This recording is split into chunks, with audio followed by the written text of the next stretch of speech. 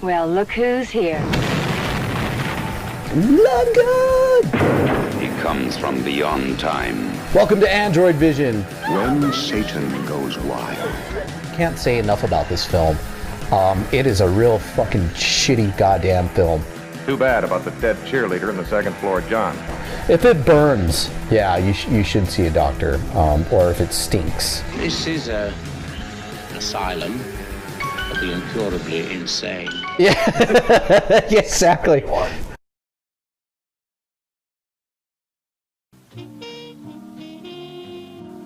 Music to the ears of the hungry. The sizzle of a mouth-watering hamburger. Fresh, lean beef, done to a golden brown. Couched in a soft bun. And garnished to the ears of the man. The sizzle of a mouth-watering hamburger. Welcome to Androidvision, brought to you by the Intestinal Fortitude.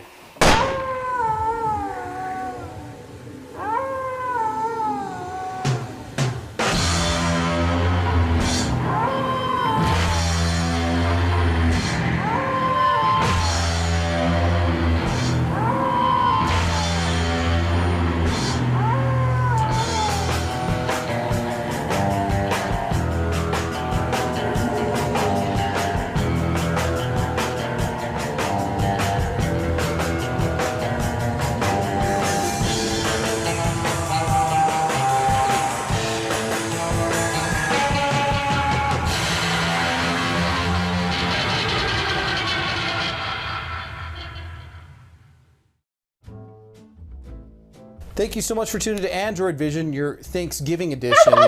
What is this, like our fucking sixth Thanksgiving together? Fifth? Fifth since it's season 5. Fuck. Where's the time gone, man? It's been wasted. You went vegan in the past 6 years too. No. Tofurkey for you. A lot of dead people, a lot of dead male girls we've had to bury.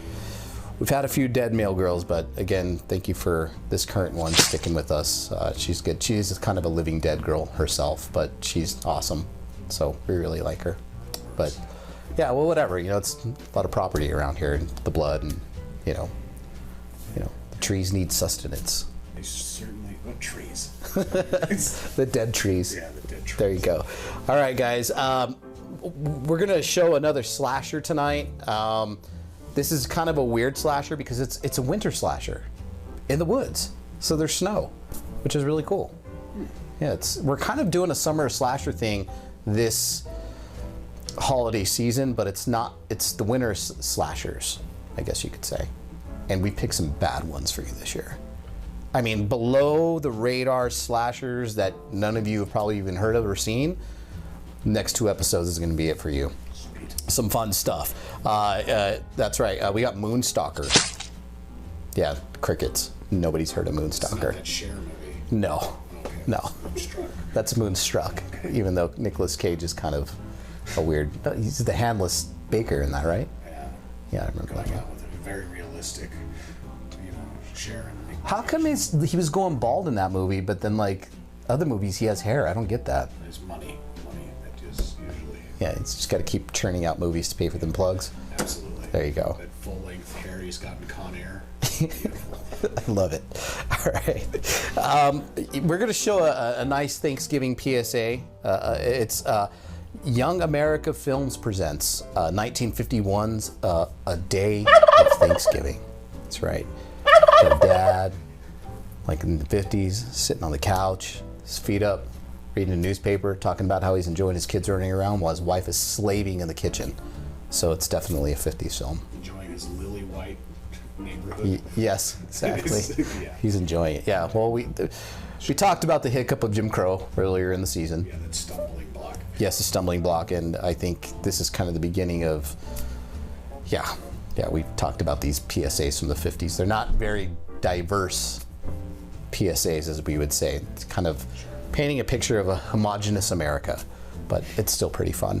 So I hope you guys learned something from the yesteryear PSA that we're going to show. A day of Thanksgiving. So be thankful for whoever's giving you for whatever. I don't know. Enjoy. That's not cranberry sauce. No, that's not.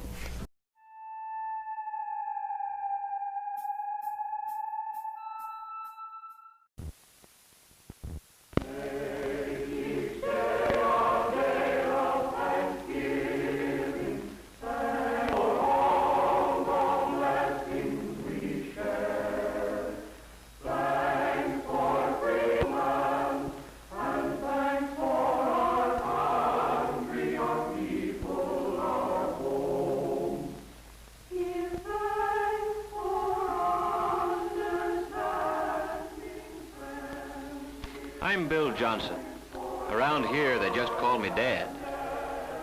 I've been trying to read, but I just can't seem to do it. Thanksgiving Day. We Johnsons had a good Thanksgiving, the best we've ever had. And I can't help thinking that what made it better was a real feeling of thankfulness. And that's odd, too, when you consider the shape things were in when I got home from work yesterday.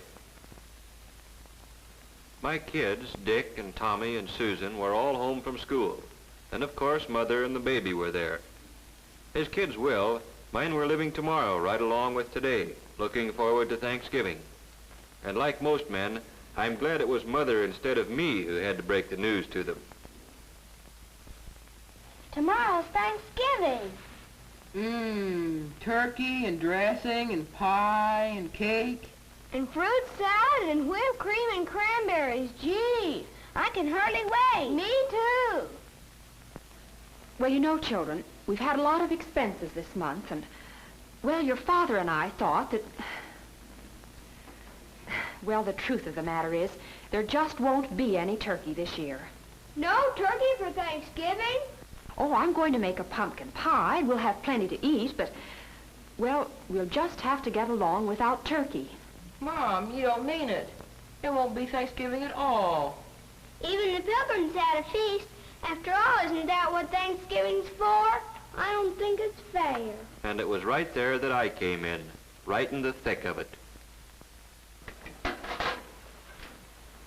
Hello, everybody. Hi, Paul. Hello, Mother, Dick, Susan. Well, what's been going on around here? What's the matter with everybody, anyway? Mom says we're not going to have any Thanksgiving. No turkey, no good thing. A fat lot we're gonna have to be thankful for. Oh, I don't think you kids really mean that. We do, too. We've always had turkey for Thanksgiving. Yes, and everybody else in the block's gonna have it this year, as always. Yes, we've always had turkey, just as a lot of Americans have had it, and we'll keep on having it. Turkey on Thanksgiving's a great American tradition. But what you kids are saying makes it sound as if the turkey's the only thing we had to be thankful for. Well, gee whiz, no, Dad. It's not that at all. Oh, I know, Dick. With turkey, it's easy to lose sight of what Thanksgiving really means. And don't think we're just making excuses because we don't have any turkey this year. Well, we know it'll mean a lot more to us the next time we do have it. Well, sure. Suppose we don't have a bang-up feast. We're still a lot better off than the Pilgrims. That's it, Dick. Do you other kids see what Dick's trying to say? Turkey or no turkey, we've still got all the freedoms and privileges the Pilgrims gave us. And out of those privileges have come a lot of things. Things the Pilgrims never even dreamed of. Why, we could make a list a mile long. Why don't we do it? Now, hold on a minute. You've got the idea, but it isn't something you can write down like a grocery list. You've got to feel it down deep before you can really be thankful for anything. I tell you what let's do. Let's take a little more time to think this over. When you get right down to it, there are some pretty tough decisions in making up your mind what means the most to you. Your life? Sure, that's one thing you can't get along without. But do you know that there are some places in the world today where you have to get along without just about everything else? Golly, Daddy. I guess I kind of got carried away. But I'll bet you one thing. If we really think over what we have to be thankful for, when we sit down to whatever Mother fixes to eat tomorrow, we'll be one family in America that will really have a Thanksgiving dinner. Well, that's how it got started. The Johnsons didn't have any turkey. And the kids, no, I mean everybody, likes to make something special out of a special day. So we fell back on something as old as the Pilgrims, toting up the common, ordinary blessings that we had to be thankful for. That night, I'd see Dick there building his model airplane, and Susan just playing. Only they weren't just playing. They were mulling things over, thinking big thoughts for such young heads. And as for Mother and Tom and baby Janet, and yes, me too, it was as if we had our eyes open for the first time, seeing all the things there were to appreciate in just any ordinary day in America. When Thanksgiving Day got here, we took our places around the table and we were ready. And then, well, we all knew it. There are some things you just can't say. But everybody in his own way knew what he had to be thankful for, and that this was the time to think about it. Tom was first. I am thankful for getting plenty to eat all the time, with extras that count, like cookies and milk after school. Like Mom says, I'm hungry all the time anyway, and if I didn't live in a country where there was plenty to go around, golly. And I'm thankful for the free public library, where I can get books about adventure. Jack London, Richard Halliburton. Gee, the way they tell a story is as good as being there yourself. And it's free, with only a library card. Yes, Tommy thought about some of the things he ought to be glad for all the time. And somehow turkey and trimming seemed to matter a whole lot less than he thought they did yesterday. Well, then it was Susan's turn. Susan's a happy-go-lucky kid. You'd never credit her with thinking beyond her dolls, but she got right into the spirit of it. I am thankful we have what we need to wear. Though Mother says it's hard to keep up with us, we grow so fast. I never thought before how many clothes it takes for all kinds of weather, or how it would be to have to do without the right ones. I'm glad to be able to go to Sunday school, or go to any church I want, any Sunday. I'm thankful for my mother and daddy, that they are here with us, that both of them aren't too worried about things to take time to have fun with us. I'm glad we're a family, that families are still important in America. I guess Dick, being the oldest, was having some pretty serious thoughts. I am thankful for being able to get an education, for living where schools, all schools, open their doors to a guy who wants to learn, where school books are studied instead of burned, where a guy is rated by how much he knows, and the community is rated by how well it teaches him. I'm glad I've got a chance to play, batting a ball around once in a while. Stuff like that. I'm glad it's fun, growing up in America. Sure, baby Janet's too young to understand the big word Thanksgiving. She's too little even to tell us the things that make her happy. But we can tell, and maybe she's thinking about them now. Maybe she's thinking about the fun of splashing around in the tub and about how good it feels to be clean. About playtime with Mother and the security she feels in Mother's arms. And as for Mother, seems she's always working, cooking, ironing, tending children, daylight to dark. What does she have to be thankful for? I am thankful that my children had the privilege of being born safely and of growing up healthy and strong. I'm thankful that I have the privilege of guiding them as they become useful men and women. And I'm thankful for all the things our American system makes possible for the Smiths and the Browns and the Johnsons, for washing machines, hot water out of a tap, and a telephone to call the doctor when one of the family is sick. A car to get Dad to work. Yes, I'm thankful for all the things free people working together can produce. I'm thankful that when my neighbor drops in to borrow a cup of flour, we've got the right to talk about anything we want to. The parent-teacher project, the new mayor, or Jane Jones' hat. And last of all, I'm truly thankful for the peace of mind that Dad's job brings, for knowing that even though there are lots of luxuries we can't afford, there still will always be enough to go around for the things we have to have. I'm glad Dad doesn't work slave hours, that there are evenings and Sundays and vacations when we can all be together. That's Mother for you, grateful for what America means to her family. And now for me. I've got so many things to be thankful for. I'm thankful for this house. It may need a coat of paint, it has a mortgage, but it's ours, a place where we can be together in privacy. And I'm thankful for the thing that makes this house our home, the happiness here, Not just today or on Christmas morning, but on a day-to-day basis all through the year. For knowing that a knock on our door means nothing to fear. A friend calling, or maybe a bill collector, or a kid selling magazines. You never know what to expect. But you can count on one thing. It's not going to be some political gangster coming to drag one of us off to jail because we believe in freedom. And I'm glad that that freedom we've got lets me choose the kind of work I like and can do best. Taking a sluggish motor and making it hum again. Makes me feel that somebody got to his work, or wherever he had to go, just because of me. And feeling like that gives me a lot of satisfaction. And I'm thankful for my newspaper. Just a few cents worth of printer's ink and paper, but more valuable than any amount of money. Because in it, the editor's got the privilege of printing what he thinks. And I've got the privilege of agreeing with him or not, however the facts strike me. And both of us, the editor and I, have the right to act on our opinions on election day, to vote for the principles we believe in. And finally, I'm thankful for being able to believe, in spite of everything, that somehow, someway, the unity we've got here in the Johnson family will someday spread to men and nations throughout the world.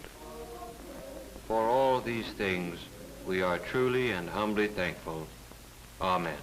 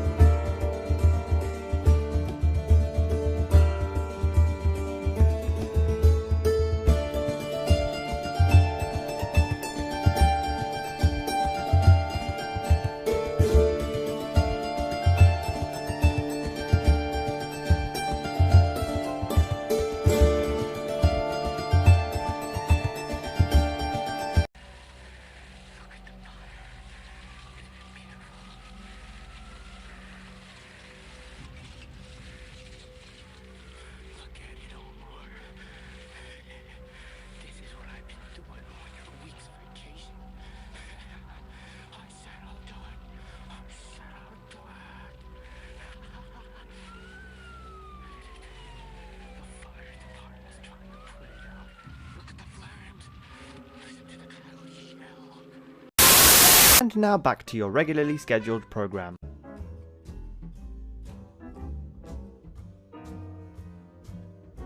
Alright guys, I hope you learned something from that Thanksgiving PSA. Don't eat Dad's drumstick or he'll beat the shit out of you with a belt.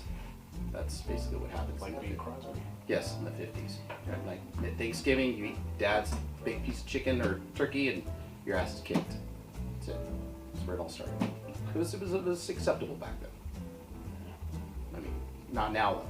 Now it's tofurkey. Well, I mean, in some places, some places, RV people still, if you eat their drumstick, you get the belt. You do get the belt. I had to learn that the hard way. You asshole. do. You get the strap, as they say. Yeah. So, up next, guys, we have a weird, odd, strange, below-the-radar slasher from 1989. And I want to say this is after the peak of the slasher craze.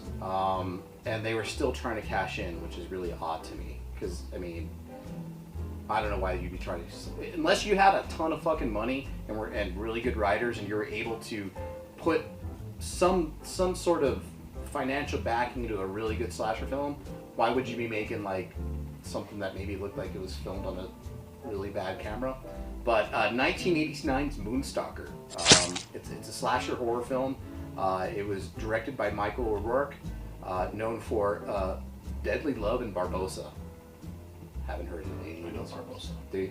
Barbosa. There you go. And written by Michael O'Rourke, known for Hellgate, Return to Justice, and Deadly Love. These are like back of VHS, like chick painted next to a revolver with fucking smoke coming out movies, you know? It's like borderline that, or depending on the year, it could have been a Steven Seagal direct-to-video. That's right, right. The description of this movie, it's a slasher horror film, but it rips off pretty much from Halloween. It rips off the score is definitely ripped off from Halloween, and it's set in a snowy environment in the woods.